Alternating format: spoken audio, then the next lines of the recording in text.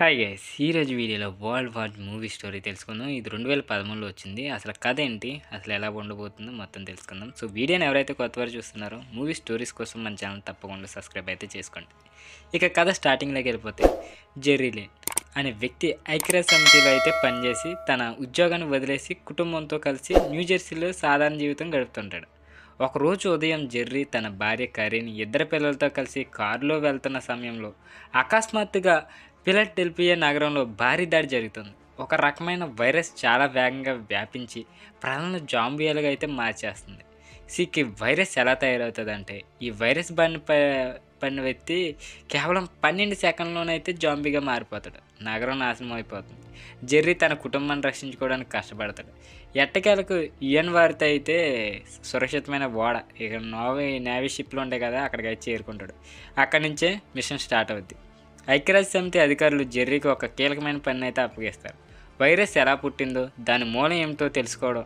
Jerry సుమారు ప్రపంచం మొత్తం చుట్టి ప్రయాణిస్తూ జాంబీ వైరస్ రహస్యాన్ని ఛేదించడానికి అయితే ప్రయత్నిస్తాడు. ఇక ఇది దక్షిణ కొరియా స్టార్ట్ అవుద్ది. జెర్రీ మొదట దక్షిణ కొరియాలోని ఒక యుఎస్ నౌకా సైనిక స్థావరానికి అయితే వెళ్తాడు.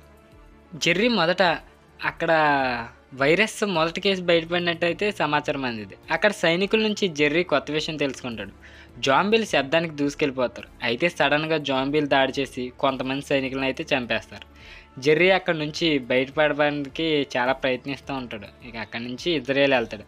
ఇజ్రాయెల్ ఈ విపత్తు ముందే ఊహించి ఒక పెద్ద గోడ నిర్మించి ప్రజలను రక్షించుకుంటారు. జెర్రీ అక్కడ ఒక మహిళతో అయితే కలుస్తాడు. కానీ జాంబీలు పెద్ద సంఖ్యలో గోడను ఎక్కుతూ నగరంలోకి చొరబడే ప్రయత్నాలను అయితే ఇక స్టార్ట్ చేస్తారు. అంతేకాదు, ప్రజలను కూడా చంపడం స్టార్ట్ చేస్తారు. ఇక జెర్రీ ఆ సైనికురాలకు కలిసి ఆ గండం నుంచి తప్పించుకుంటారు. సో ఇక్కడ జెర్రీ ఒక విశేషమైన విషయం గమనిస్తాడు. జాంబీలు బలహీనమైన లేదా తీవ్ర రోగమైన వ్యక్తులను దాడి చేయడం లేదు. సో ఇక జెర్రీ చివరికి ఒక యూకే వైద్య పరిశోధన కేంద్రానికి అయితే చేరుకుంటాడు. అక్కడ వెళ్ళడానికి అతనికి చాలా కష్టాలు ఎదురవుతాయి. విమాన ప్రమాదంలో అయితే పడిపోతుంది, కానీ అతను జీవించగలుగుతాడు. ఈ పరిశోధన కేంద్రంలో జెర్రీ తన విచారణను నిర్ధారించుకుంటాడు. ఇక జాంబీలు రోగగ్రస్త లేదా బలహీనమైన వ్యక్తులపై దాడి చేయడం లేదు. అందువల్ల జీవితాన్ని కాపాడుకునే వ్యాక్సిన్ రూపంలో ఒక రక్షణ మార్గం కనుగొంటాడు. ఈ వ్యాక్సిన్ వలన మనుషులు తాత్కాలికంగా జాంబీల దృష్టికి అయితే అందకుండా ఉంటారు. ఇక లాస్ట్కి ఏమవుతుంది అంటే, జెర్రీ తన కొత్త నిగ్గు ఆధారంగా అయితే వైరస్ని వ్యాప్తి అడ్డుకునే మార్గాన్ని ప్రపంచానికి అందజేస్తాడు. కానీ సినిమా చివరిలో ఒక స్పష్టమైన మెసేజ్ అయితే వస్తుంది. ఇది ఒక ప్రారంభం మాత్రమే. ప్రపంచాన్ని పూర్తిగా రక్షించడానికి ఇంకా చాలా పని చేయవలసి ఉందని అయితే చెప్తూ ఉంటాడు. సో ఇక మూవీలో మెయిన్ పాయింట్స్ వచ్చేసి స్పీడ్ జాంబీస్. ఈ సినిమాలో జాంబీలు చాలా వేగంగా పరిగెత్తడం వలన మనకి ఇంట్రెస్ట్గా అయితే సీన్స్ ఉంటాయి. ఇంకా ప్రపంచ యాత్ర, జెర్రీ మొత్తం ప్రపంచవ్యాప్తంగా ప్రయాణించి వైరస్ మూలాన్ని అయితే తెలుసుకుంటాడు. ఇక సైన్స్ అండ్ సస్పెన్స్, ఈ వైరస్ వ్యాప్తిని అడ్డుకోవడానికి జెర్రీ చేసిన ఆలోచన చాలా ఇంట్రెస్టింగ్ అయితే ఉంటుంది. మొత్తం మీద ఈ వరల్డ్ వార్ జెడ్ ఒక సైన్స్ అండ్ టెక్నాలజీతో ఇక ఫ్యామిలీతో సాహసాన్ని మనకు కళ్ళ కట్టినట్లయితే చూపించారు. సో మూవీ అయితే ఎక్సలెంట్ ఉంటుంది. జీవిత సత్యాలను అయితే చూపించారు.